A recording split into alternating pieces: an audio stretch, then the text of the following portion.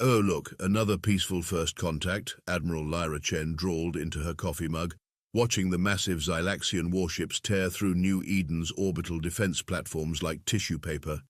Because clearly, showing up with 2,000 warships screams, "We come in peace."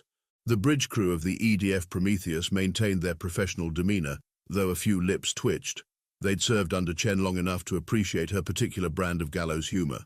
Lieutenant Zhang at Tactical didn't even look up as he reported, "New Eden's primary colony dome has been breached, Admiral. Civilian casualties? Significant." Wonderful. Chen set down her mug, ceramic clicking against metal with deliberate precision. And here I was worried we'd have to deal with subtle diplomatic nuances. Her dark eyes narrowed as she watched another defense platform explode in a brilliant flash of light. "Status of the QCA?" Commander Reeves, her XO, quietly cleared his throat. "Quantum communications array is functioning exactly as intended, Admiral."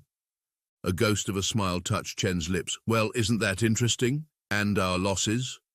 "Devastating, ma'am. Absolutely catastrophic. The Xylaxians will be quite pleased with themselves." Reeves managed to keep his voice appropriately grave, though there was a gleam in his eyes that matched Chen's. "We've lost contact with 15 colonies in the past week alone." "Lost contact. Such a shame." Chen stood, straightening her uniform with practiced precision. "You know what the really funny part is? They actually think they're teaching us a lesson about warfare." She walked to the tactical display where red dots representing Xylaxian ships overwhelmed the pitiful green markers of human defenders. "It's adorable, really, like watching a toddler explain quantum mechanics to a physicist."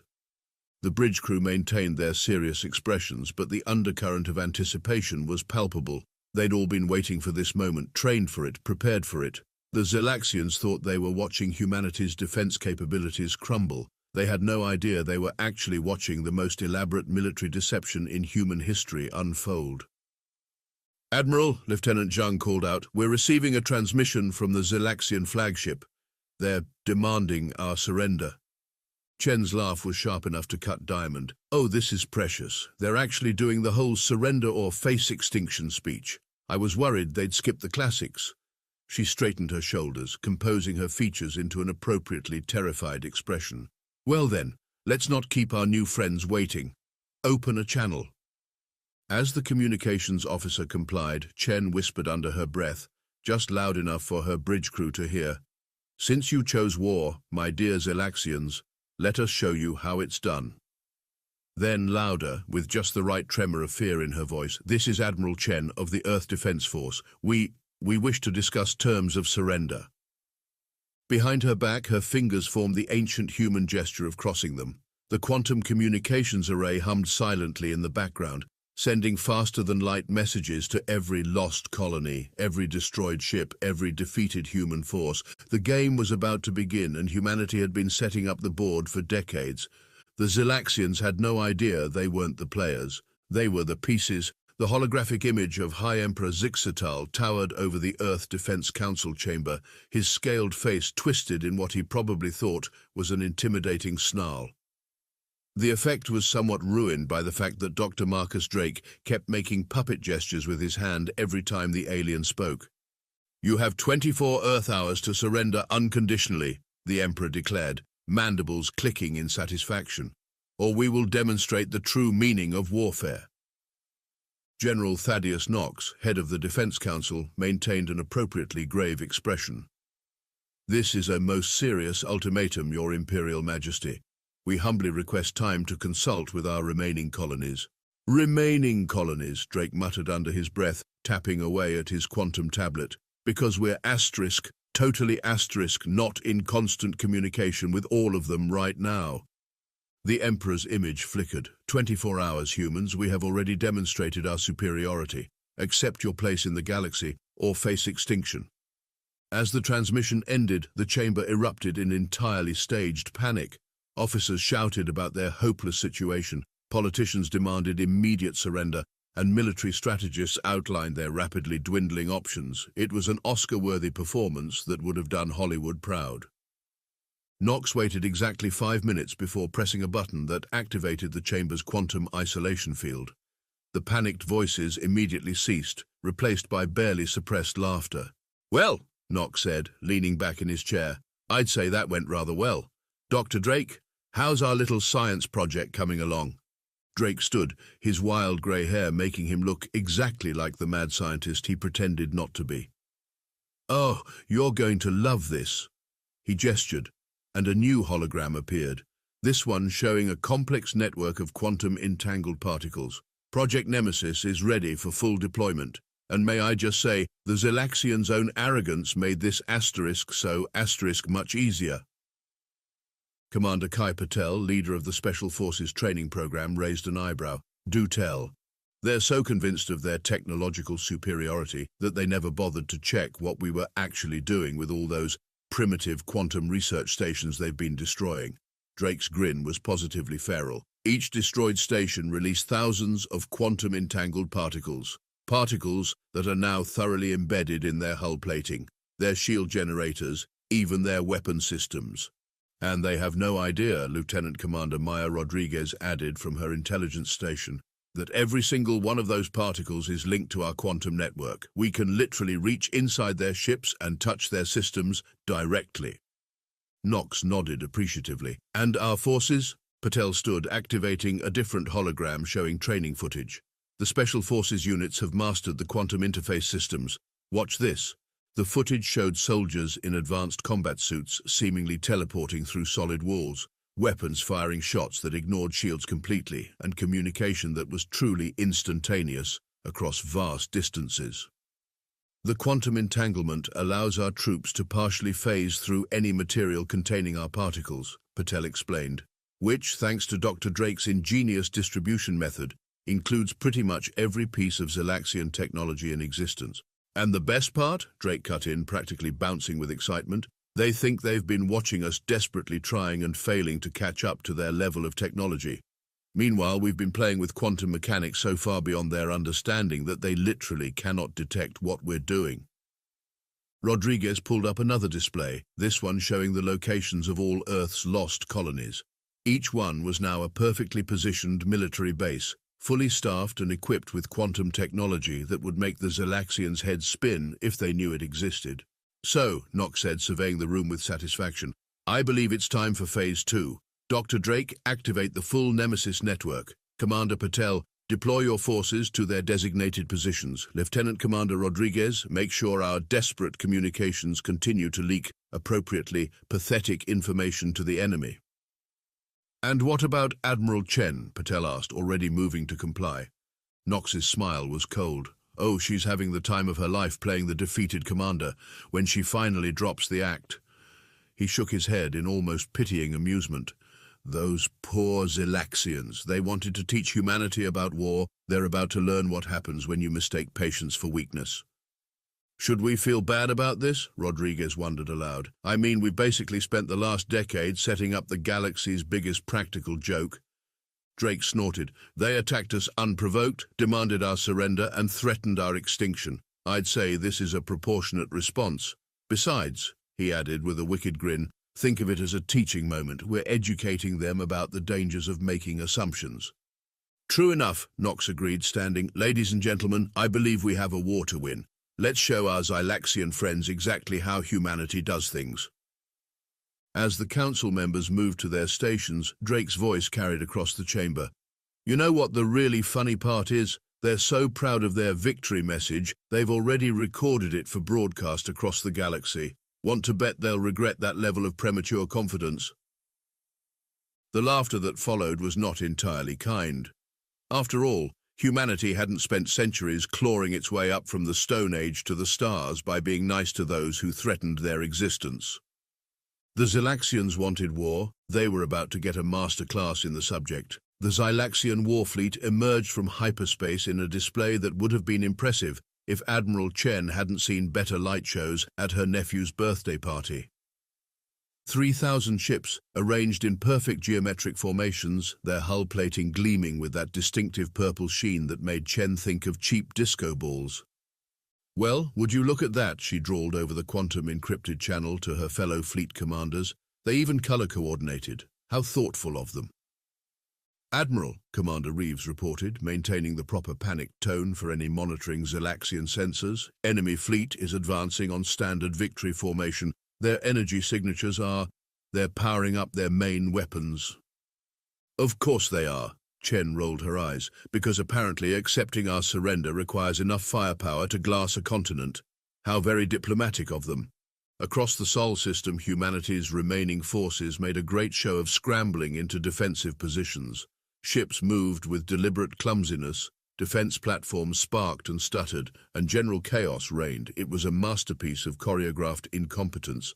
Meanwhile, on the quantum network that the Zelaxians couldn't even detect, much less decrypt, the real show was getting started. All fleet commanders, this is Chen. Initiate Operation Hubris. Authentication code. Pride goeth before a fall. She paused, then added, and remember, everyone look properly terrified. We wouldn't want to spoil the surprise. Across 47 star systems, humanity's defeated colonies burst into action. Quantum-linked ships that had been destroyed weeks ago powered up their systems.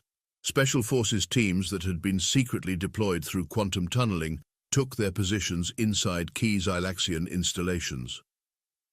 Dr. Drake's network of entangled particles, now thoroughly integrated into every piece of Xylaxian technology, hummed with potential energy. On Earth, the Defense Council made a great show of preparing their surrender documents. General Knox had insisted on using actual paper, because nothing says defeated civilization quite like reverting to dead trees for official documents, as he'd put it.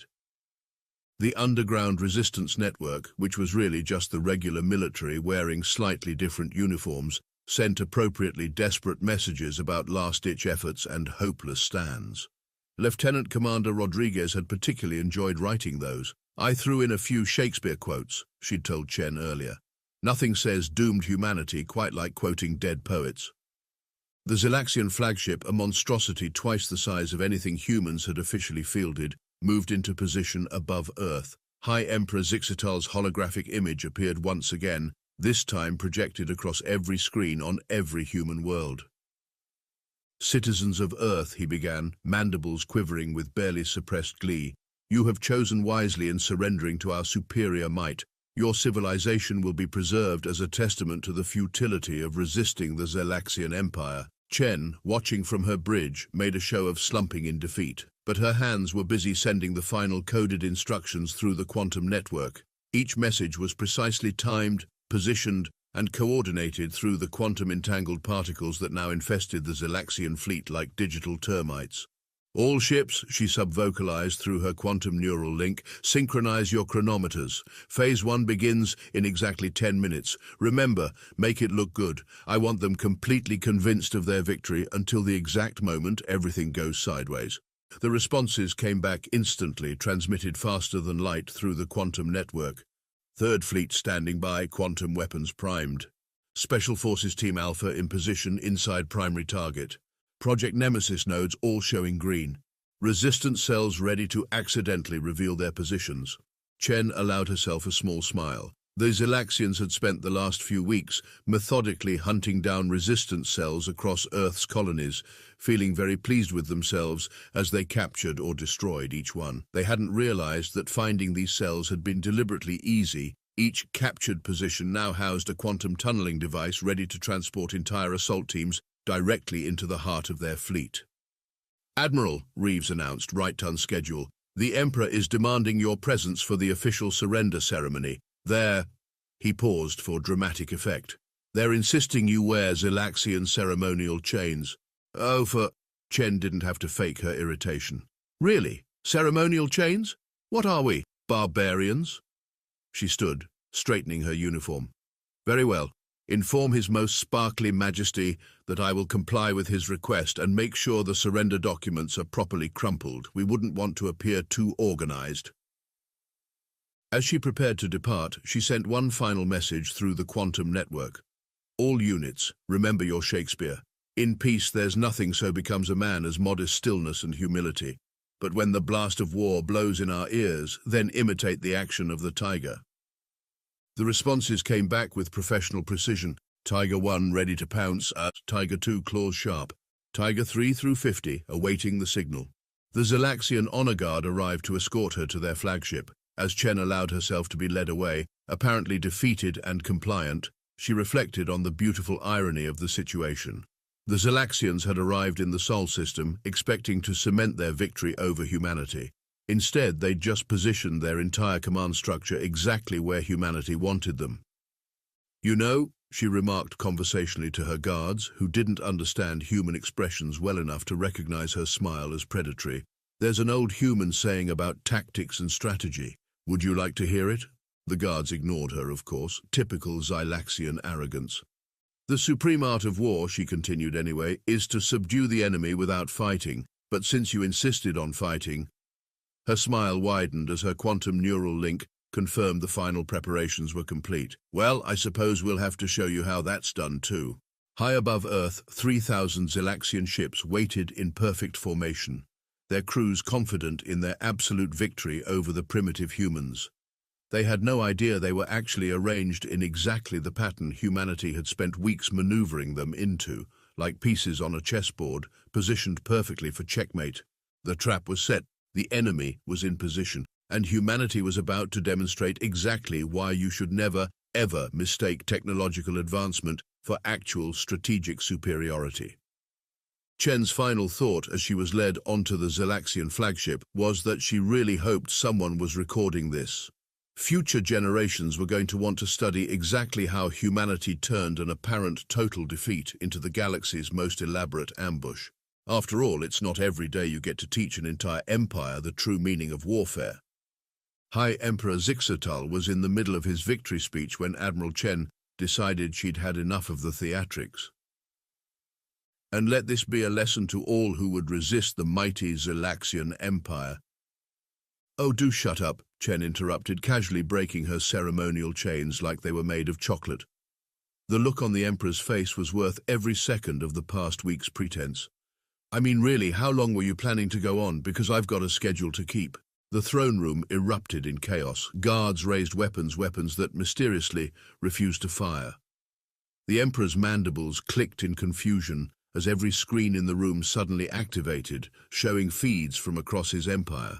"You know what your biggest mistake was?" Chen asked conversationally, perching herself on the arm of his throne. "Besides the obvious one of attacking humanity, I mean." She pulled out her quantum tablet, ignoring the increasingly panicked attempts of the guards to subdue her. "You assumed that because we didn't have your level of technology when you found us, we never would." The screens showed impossible things, human soldiers appearing inside secured Zelaxian facilities, ships emerging from nowhere, defense systems shutting down across the empire. "But here's the funny part," Chen continued, thoroughly enjoying herself now. "We had quantum technology before you even found Earth. We just kept it quiet. After all, why show your hand when your opponent is so eager to underestimate you?" Dr. Drake's voice cut in through the quantum network, broadcasting across every Zylaxian communication channel. "Do you want to know what those primitive research stations you destroyed were actually doing? Each one released millions of quantum-entangled particles, particles that are now part of every ship, every weapon, every system in your empire." The Emperor's face shifted from confusion to horror as understanding dawned. "Impossible. You lost those colonies."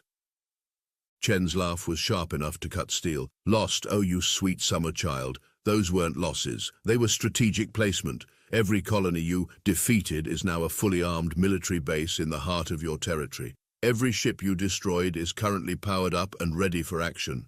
Every piece of technology you so graciously showed us, we've had decades to figure out how to turn it against you." The quantum network hummed to life, visible now that they no longer needed to hide it.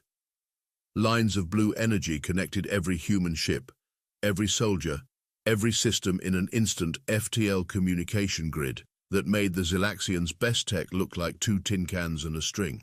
30 years, Chen said, examining her nails. "That's how long we've been preparing for this. Ever since our first deep space probes detected your empire's expansion. We knew you'd come eventually, knew you'd see us as easy prey, so we planned, we prepared, we waited." Commander Patel's voice joined the broadcast. "Those ceremonial chains? Quantum linked to every detention center in your empire. The surrender documents, embedded with entangled particles that just gave us access to your entire military database. Even this throne room," Chen added, patting the armrest she sat on, "is now part of our network. Actually, it has been since you built it. Those lovely purple crystals you use for decoration. Quantum receivers, every single one. We've been listening to your strategic meetings for years. The Emperor tried to rise, only to find himself unable to move. What are you doing? Oh, that's the best part, Chen said, standing. Remember all those victory messages you pre-recorded, the ones about conquering the primitive humans? She grinned. They're about to be very useful. Throughout the Empire, every Zelaxian communication system activated simultaneously, but instead of broadcasting their triumph, they showed the truth, humans appearing inside their most secure facilities, quantum-linked weapons bypassing their best shields and their own Emperor, frozen on his throne, as Admiral Chen delivered humanity's response to their ultimatum. Since you chose war, she broadcast, her voice carrying to every corner of the Zelaxian Empire, we decided to show you how it's done. Consider this a lesson in the dangers of underestimating your opponents.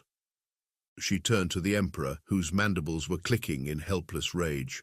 By the way, those 24 hours you gave us to surrender, we took the liberty of using that time to position our forces inside every major military installation you have. Hope you don't mind. The quantum network pulsed once, and across the Empire humanity revealed its true strength.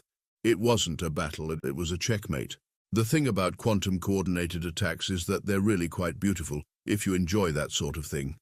Admiral Chen certainly did, watching from her commandeered perch on the Zelaxian throne as 47 simultaneous offensives unfolded across the Empire. All units, she broadcast through the quantum network, execute Operation Checkmate, and please try to keep property damage to a minimum. We're going to want to use some of this stuff later. The response was immediate and devastating. In the Centauri sector, Commander Patel's Special Forces teams simply walked through the walls of Zelaxian command centers, their quantum-phased armor making solid matter as permeable as air. The looks on the Zelaxian officers' faces as humans literally emerged from their supposedly impenetrable barriers were, in Patel's words, absolutely priceless. You know, Chen remarked to the still-frozen Emperor, your shield technology really is impressive. The way it creates a perfect energy barrier. Beautiful engineering. Shame about the quantum entanglement, though. As if to demonstrate her point, human warships across the Empire fired their weapons straight through Zelaxian shields, the quantum-linked projectiles sharing the same quantum state as the shield generators themselves simply ignored the barriers completely. We call it quantum bypass, Dr. Drake's voice echoed through the command channel, practically giggling with scientific glee. If two particles are entangled, they're essentially the same thing. Your shields literally can't stop our weapons because, on a quantum level, they're part of the same system. In the Orion sector, Lieutenant Commander Rodriguez was having the time of her life. Fleet Group Alpha, executing pincer movement, she reported. And, would you look at that? Their entire command and control network just went offline. Such a shame about all those quantum particles in their communication arrays. The Zelaxian military structure, built on rigid hierarchy and instantaneous communication, collapsed like a house of cards. Every command center, every coordination hub, every strategic facility had been thoroughly infiltrated by quantum-entangled particles. With a single command from the human network, their entire communication system went dark. Fun fact, Chen told the increasingly distressed Emperor, we actually got the idea from your own technology. Those fancy FTL communicators you use. We noticed they operated on quantum principles similar to our own research. You just never took it to its logical conclusion. Across the Empire, Zelaxian ships found themselves fighting blind, deaf, and increasingly alone. Their weapons refused to fire, their engines responded sluggishly, and their crews watched in horror as human forces seemed to materialize out of nowhere already inside their most secure locations. Admiral, Commander Reeves reported, sectors 1 through 20 have been secured. Minimal casualties on both sides. Turns out it's pretty hard to fight back when your weapons think they're part of the enemy's network. Chen nodded approvingly. Excellent status on the civilian populations. Perfectly safe, Rodriguez cut in. Our quantum sensors identified all non-military targets days ago. We've got protection teams in place, making sure no one panics and does anything stupid. In the Carina sector, a Zelaxian fleet admiral tried to launch a counterattack. His ships managed to move almost 3 kilometers before their quantum-infested engines decided they'd rather power down for a nice rest. The human forces didn't even bother disabling them, they just watched, some of them actually eating popcorn. as the mighty Zelaxian armada drifted to a gentle stop. "You have to admire their spirit," Patel commented over the network. "They're still trying to figure out how to purge our quantum particles from their systems. It's kind of adorable." "Speaking of which," Chen turned back to the Emperor, "would you like to know the really clever part? Every attempt they make to remove the quantum entanglement just makes it spread faster. It's like trying to wash off water with more water." The battle, if you could even call it that, lasted exactly 17 minutes. In the end, the mighty Xylaxian Empire, terror of the galaxy, conqueror of 1,000 worlds, was defeated by their own technological arrogance. "All sectors reporting in," Reeves announced with professional satisfaction. "Enemy forces neutralized, total casualties, 7 sprained ankles, 3 bruised egos, and 1 case of hysterical laughter that needed medical attention." Chen stood, brushing imaginary dust from her uniform. "Well, Your Imperial Majesty, I believe this concludes our demonstration on the proper execution of warfare. Would you like to surrender now? Or should we spend another 17 minutes showing you what else we can do with quantum physics?" The quantum lock on the Emperor released, allowing him to speak. His mandibles clicked rapidly, the Xylaxian equivalent of hyperventilation. How long have you been capable of this?" "Oh, the quantum technology, decades, the strategic planning, about 30 years. The ability to thoroughly infiltrate your empire." Chen checked her watch. "About 6 months after you first showed up in our space, but the decision to let you think you were winning, to let you expand your forces across our territory, to wait until you'd committed your entire military to this glorious conquest." She smiled. "That was just good tactical sense." Across the Empire, human forces secured their objectives with almost ridiculous ease. The quantum network pulsed with status reports, each one confirming what they'd known would happen from the start. Total victory, minimal casualties, maximum embarrassment for the enemy. "You know what the really ironic part is?" Chen mused, watching the last Xylaxian holdouts surrender. "If you'd just come in peace, we would have happily shared our quantum technology with you. But no, you had to go and choose war." She shrugged philosophically. "Oh well, at least it was educational. For you, I mean. We already knew how to do this." The battle was over. The war had been won before it even began, and somewhere in the quantum network, Dr. Drake was already planning how to write up the scientific papers about it all.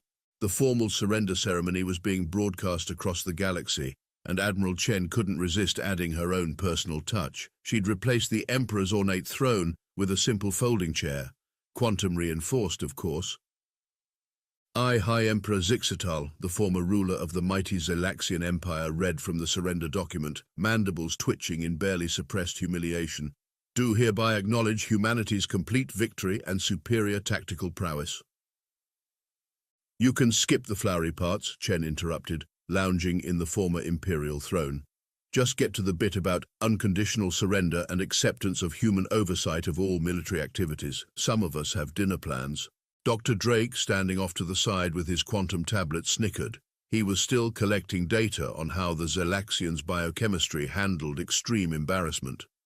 For science, of course. After the official proceedings, Chen addressed the gathered representatives of various alien species who had come to witness the unprecedented defeat of the Xylaxian Empire. "Now, I know you're all wondering about the exact extent of human technological capabilities, so let me be clear, what you saw was just the quantum stuff. We've got plenty more toys we haven't shown yet." The assembled aliens shifted uncomfortably. Several of them were hastily revising their diplomatic stances toward Earth. "But here's the thing," Chen continued, her voice carrying that special edge that made even hardened warriors nervous. "We're actually quite peaceful. All this," she gestured at the quantum network still visibly pulsing through the Imperial Palace, "this was just us responding to a threat. Imagine what we could accomplish if we worked together instead." The new galactic order was established with remarkable speed after that. Funny how quickly peaceful cooperation becomes attractive when the alternative is getting your entire empire checkmated in 17 minutes. "No. You know what the best part is?" Chen remarked to her staff later, celebrating in what used to be the Imperial War Room, now featuring significantly more comfortable chairs. "They're already telling stories about this across the galaxy. The empire that learned war the hard way. How humanity taught peace through superior firepower. My personal favorite is the 17-minute empire. Commander Reeves raised his glass to teaching moments. Speaking of teaching, Dr. Drake interjected, the quantum technology sharing program is going well. The Xylaxians are actually quite brilliant when they're not being arrogant about it. Some of their theoretical work is fascinating. Amazing what people can accomplish when they're not trying to conquer each other, Rodriguez observed dryly. Chen stood, raising her own glass. To the future, then. May all our first contacts from now on be actually peaceful, but if they're not, her smile turned predatory. Well, we're pretty good teachers. Across the galaxy, the story spread how humanity had turned apparent defeat into absolute victory, how they had weaponized patience itself, and most importantly, how they had taught an empire that choosing war with humans was always a mistake. Though some say the real legend was Admiral Chen's final message to the Emperor. Next time, try asking nicely. We make much better friends than enemies. Also, your throne was really uncomfortable. You might want to look into ergonomics.